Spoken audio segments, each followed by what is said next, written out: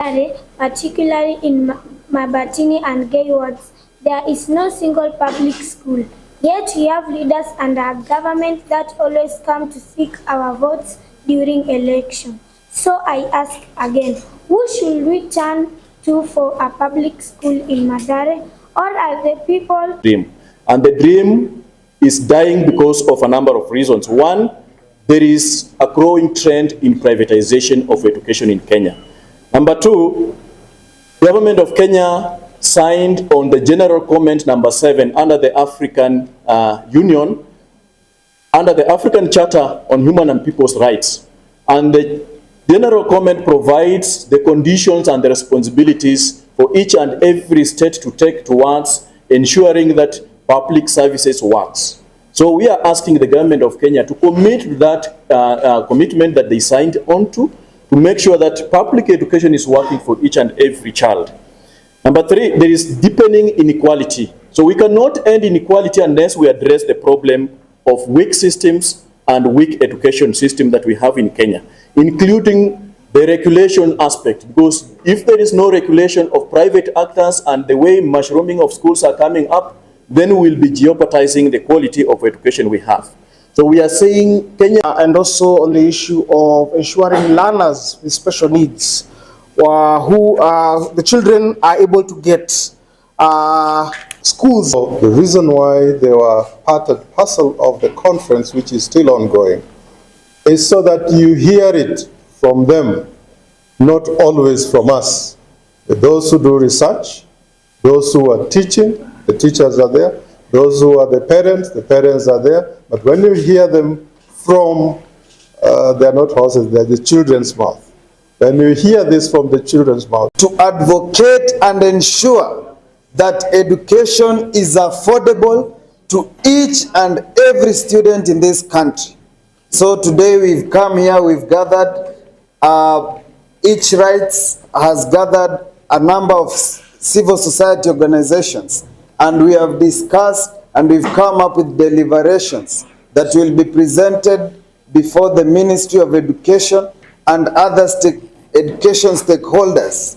And when they are doing the exams, like there are some children with disabilities, they are complaining about the font they were being given with the examination. I'd like the government to help them with such kind of resources.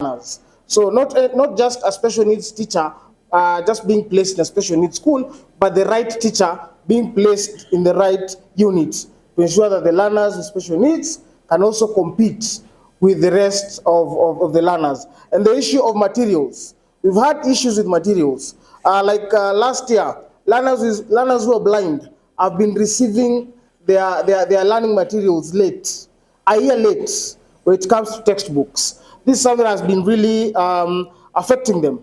You can imagine now the learners have done exam, not having finished the curriculum. So I think it's really important that even when they're preparing materials for other learners, also learners with special needs are also considered to ensure these learners are able to learn and actually be able to actually proceed to other institutions and proceed also to contribute to the economy of this country.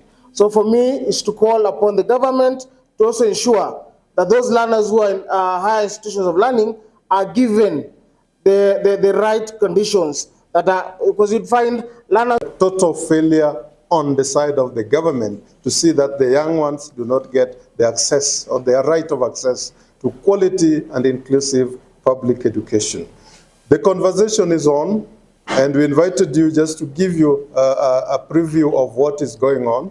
We will have an outcome document which we'll share with you, but we also have certain appeals that we'll be making. One, you know, all the dreams and the actions we want to take hinge on a budget process. As we speak now, the budget process has been rolled out by the Treasury. The education sector consultations has been, it has been published that we publicized that we'll be having those consultations next week from 19th to 21st of November at KICC. We are appealing to the public The learners, because they are at home, if their parents can prepare them to be there, the parents themselves, the teachers themselves, all the stakeholders, we are not excluding anyone.